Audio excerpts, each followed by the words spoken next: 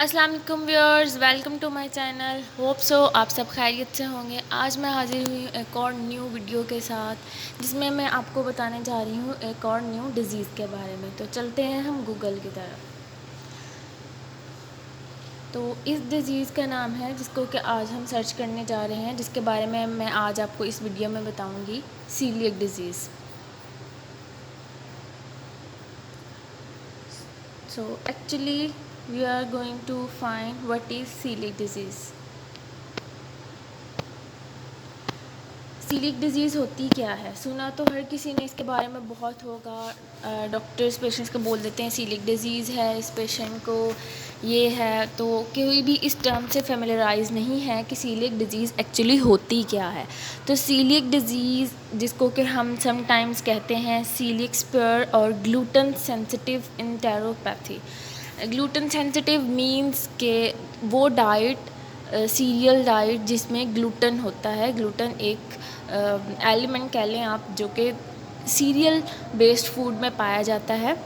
تو اس کی وجہ سے جو انسان گلوٹن ڈائجسٹ نہیں کر سکتے ان کو گلوٹن فری ڈائٹ دی جاتی ہے، جس کی وجہ سے اس ڈیزیز کو سیلیک ڈیزیز کہا جاتا ہے. وہ پیشنٹس جو گلوٹن ڈائجسٹ نہیں کر سکتے لیکن ہم انہیں گلوٹن والی ڈائٹ دے دیتے ہیں، وہ ڈائجسٹ نہیں کر پاتے، تو اس ڈیزیز کو ہم سیلیک ڈیزیز کہتے ہیں. تو لیٹس گیٹ اسٹارٹیڈ. ہم اس کو پڑھتے ہیں کہ actually celiac disease scientific terms میں ہے کیا. Celiac disease sometimes called celiac sprue اور gluten sensitive enteropathy is an immune reaction to eating gluten, a protein found in wheat, barley and rye. جیسا کہ میں آپ کو بتا چکی ہوں کہ سیریل بیسڈ ڈیزیز میں ہوتا ہے. If you have coeliac disease, یہ سیریل بیسڈ ڈائٹ میں ہوتا ہے gluten. If you have coeliac disease, eating gluten triggers an immune response in your small intestine. جب کسی انسان کو اگر سیلیک ڈیزیز ہوتی ہے اور وہ گلوٹن بیسڈ ڈائٹ لیتا ہے تو اس کو مسکولر کریمپس اور انٹیسٹینل ایشوز یہ سب کچھ ہونا اسٹارٹ ہو جاتا ہے. How serious is coeliac disease? Celiac disease is a serious autoimmune disease that occurs in genetically predisposed people where the ingestion of gluten leads to damage in the small intestine. It is estimated to affect 1 in 100 people worldwide. یہ اتنے common نہیں ہے، جیسا کہ ادھر بتایا گیا ہے کہ 100 میں سے 1% کو یہ ورلڈ وائڈ اس کا ریشو دیکھا گیا ہے. 2.5 million Americans are undiagnosed and are at risk of long-term health complications. جبکہ جیسا کہ اس ڈیزیز کے بارے میں کسی کو نہیں پڑتا، ہم کھاتے ہیں بس کہتے ہیں پیٹ میں درد ہو رہا ہے، ہم کسی ڈاکٹر کو کنسلٹ نہیں کرتے ہیں. تو اس وجہ سے بہت کم لوگ ہیں کہ جو ڈائگنوز ہوئے ہوں اس ڈیزیز کے ساتھ. موسٹلی امیریکنز، اور یہ ڈیزیز موسٹلی پائی بھی امیریکنز میں جاتی ہے، لیٹن امیریکنز میں. اب ہم دیکھتے ہیں کہ سیلیک ڈیزیز آئدر ایک ڈائجسٹیو ڈس آرڈر ہے یا کوئی اور ڈس آرڈر ہے. تو coeliac disease is a digestive problem. جیسا کہ میں نے آپ کو پہلے بتایا کہ ہمارے اسٹمک اور ہمارے اسمال انٹسٹائن سے ریلیٹڈ ہماری موسٹلی ڈائجیشن ہوتی ہی اسٹمک میں ہے. تو جب اسٹمک میں ہمارا گلوٹن ڈائجسٹ نہیں ہوتا، ہمارے پاس ایسے انزائمز یا ایلیمنٹس اس پرسن کے اسٹمک میں پریزنٹ نہیں ہوتے یا ریلیز نہیں ہو رہے ہوتے because of some sort of deficiency, تو وہ انسان گلوٹن ڈائجسٹ نہیں کر پاتا. تو یہ ایک ڈائجسٹیو ڈیزیز ہے جو کہ اسمال انٹیسٹن سے ریلیٹڈ ہے اور یہ ہرٹ کرتی ہے ہمارے اسمال انٹیسٹن کو.